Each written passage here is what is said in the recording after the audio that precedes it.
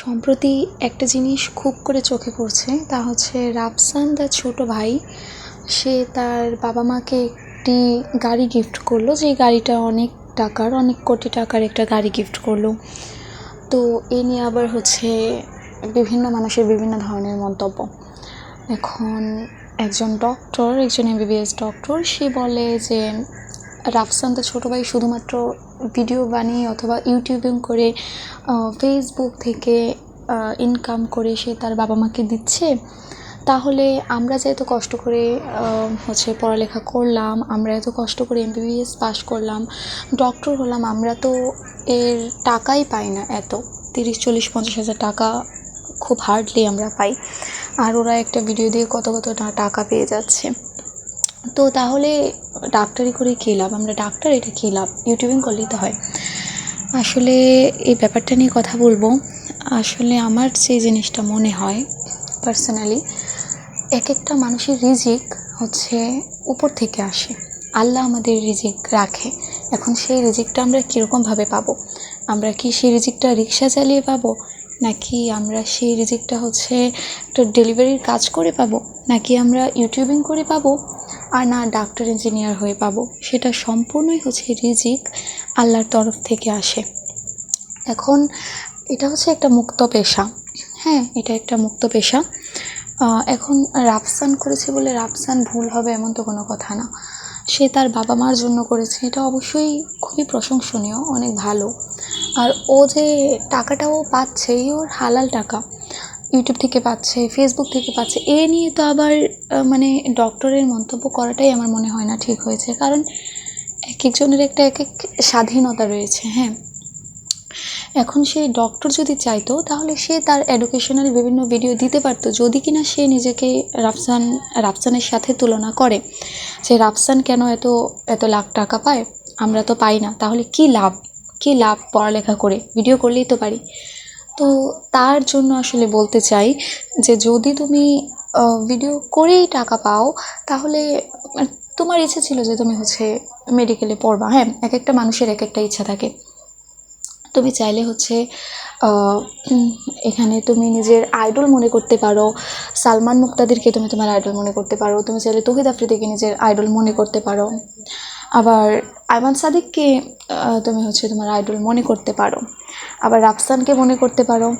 আবার দেখা যাচ্ছে যে অনেকে আইডল মনে করে নিজের শিক্ষাগুরুকে, অর্থাৎ আমার মেডিকেলের বড়কে, আমার মেডিকেলের যে ডক্টর আছে, আমি তাকে আমার গুরু মনে করে আমি এগিয়ে যাচ্ছি। এটা আসলে এক একজনের ব্যক্তিগত ব্যাপার, হ্যাঁ।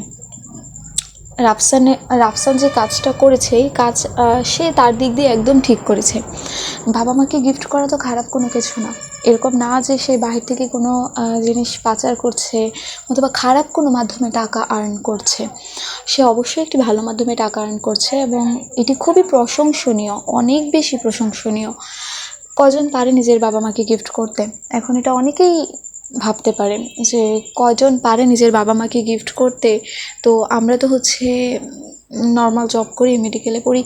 আসলে বাবা মা এরকম একটা জিনিস, আপনি ওদেরকে যদি 1 টাকার জিনিস দেন, নিজের ইনকামের 1 টাকার কিছু দেন না, তাহলে এটা হবে ওনাদের কাছে লাখ লাখ টাকার সমান।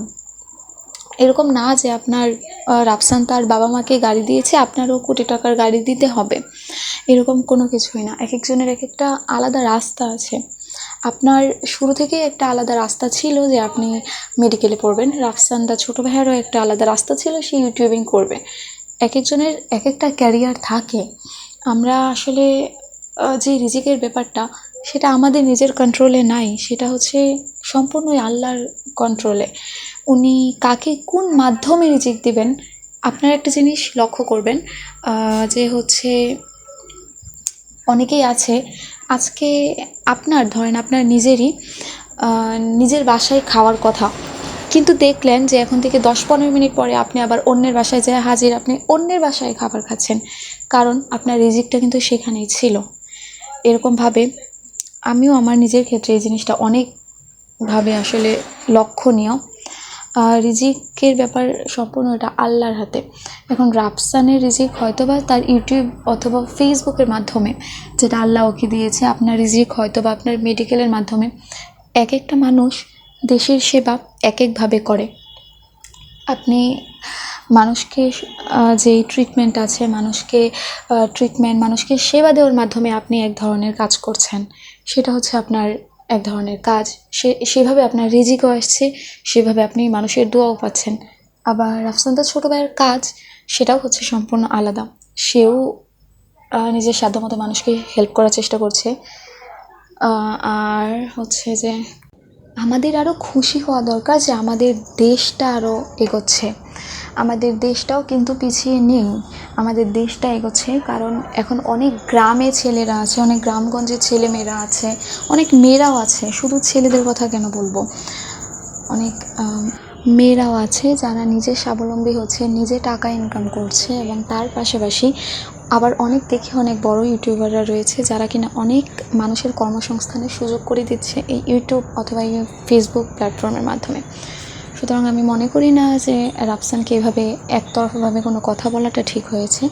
কারণ এদিক দিয়ে দেখা যদি যায় তাহলে হচ্ছে যে সে তার নিজের ইনকামে অথবা তার যা মন চায় সে করেছে। এখানে আপনি আপনার নিজের রাস্তা চুজ করেছেন যে আপনি মেডিকেলে ডক্টর হবেন, আর রাফসান তার নিজের রাস্তা চুজ করেছে যে সে ইউটিউবার হবে। তো এখানে আর অন্য কোনো কথা বলার আসলে কোনো সুযোগই থাকে না।